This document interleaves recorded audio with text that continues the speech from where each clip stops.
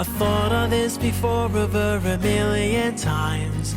Who would ever thought that it would be our time? I just know it. The Grand Mosque of Manonjaya, one of the many grand mosques that I'm visiting on this journey. And here to tell me more about this masjid is my dear brother, Yayon. Assalamualaikum. Waalaikumsalam. Apa kabar? Baik. So, what can you tell me about this masjid? Masjid Manonjaya itu dibangun sejak tahun 1832. Itu sejak ketika pemerintahan Tasikmalaya pada saat itu masih bernama Sukapura. Nah, itu terjadi pemindahan ibu kota dari Sukaraja ke Manonjaya. Itu pada tahun 1832. Nah, dahulu di sini sudah ada masjid kecil. Tapi ketika seiring dengan pemindahan ibu kota dari Sukaraja ke Manonjaya, pada saat itu kemudian dibangunlah masjid seperti ini. Meskipun memang kemudian ada beberapa kali perubahan dan perluasan. Cool. And the architecture seems interesting, at least from the outside. So, what can you tell me about the architectural influences of this mosque? Masjid Agung Manonjaya itu merupakan perpaduan dari gaya neoklasik Eropa dengan perpaduan tradisional. Kita bisa melihat sisi depan dari masjid ini adalah merupakan tampak dari arsitektur neoklasik Eropa. Kemudian kalau melihat yang bagian tengah dan atap puncak bersusun tiga, itu menunjukkan bahwa itu adalah cerminan dari tradisional. Jadi Masjid Agung Manonjaya merupakan perpaduan dari neoklasik Eropa dan perpaduan tradisional Jawa. So it's like a combination of both, traditional Javanese and neoclassic European. Ya, itulah perpaduan yang harmonis antara Barat dan Timur. That's cool. And is this mosque full, like during Salat al-Jum'ah or? Jadi di sini juga banyak kegiatan. Mulai dari Jumatan itu mulai tahun-tahun ke belakang ini sangat-sangat penuh sehingga masjid itu nyaris tidak bisa menampung. Jadi mungkin harus dibutuhkan perluasan ke kiri ke kanan, tapi kalau melihat lahannya saya kira harus ada terobosan baru. So I bet tonight during Tarawih prayers it's going to be completely full. Mashallah. Iya, tarawih juga rugikan. Yeah. Karena di sini juga dari mulai sore ada kegiatan anak-anak, kemudian malamnya dilanjutkan tarawih dan tadarus. Jadi memang sangat padat dan sangat ramai sih. So I heard in 2009 there was an earthquake that affected this town, this city, this area. Was the masjid affected by the earthquake? Ya, pada ini masjid pernah 2 kali mengalami kerusakan berat akibat gempa bumi. Dan terakhir adalah yang 2009, di mana masjid ini nyaris tidak bisa digunakan lagi. Karena sebagian depan ini adalah ambrol semua. Jadi ambruk, kemudian pilar-pilarnya juga pada patah. Dan itu dibutuhkan rekonstruksi yang memang lumayan lama. Karena masjid ini merupakan masjid situs, jadi yang harus pengelolaan dan sumber dananya menggunakan dana dari pemerintah pusat.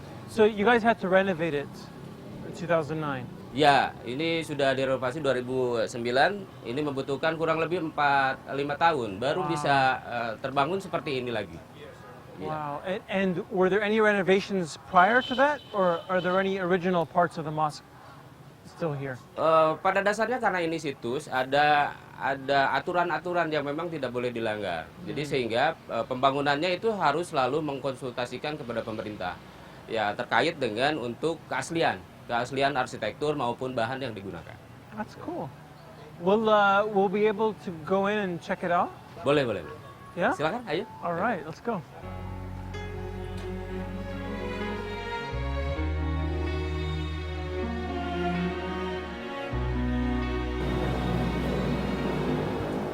Iya. Dan inilah yang dimaksud dengan menara kembar itu. Menara kembar yang merupakan arsitektur neoklasiknya.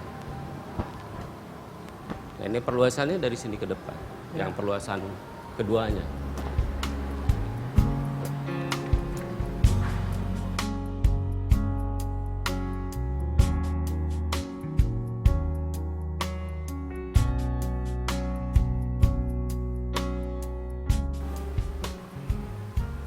So I wanted to know, is there any part of the mosque that is from the original part of the masjid, now that we're inside?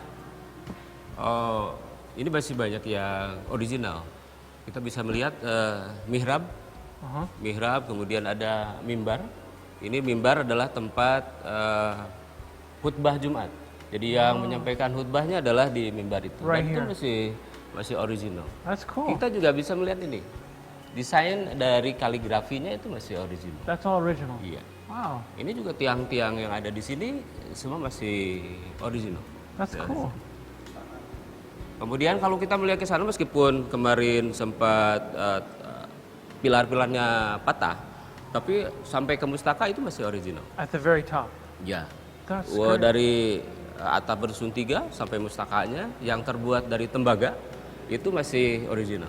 Now, is there any philosophy behind any of the original pieces or even any of the newer pieces? Banyak sekali sebetulnya filosofi dari Masjid Manonjaya.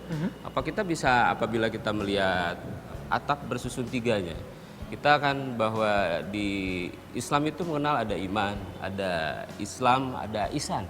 Nah itu adalah mencerminkan itu. Kemudian apabila kita melihat tiang-tiang besar di sini bahwa itu semua tidak bisa dibangun tanpa adanya sokoguru.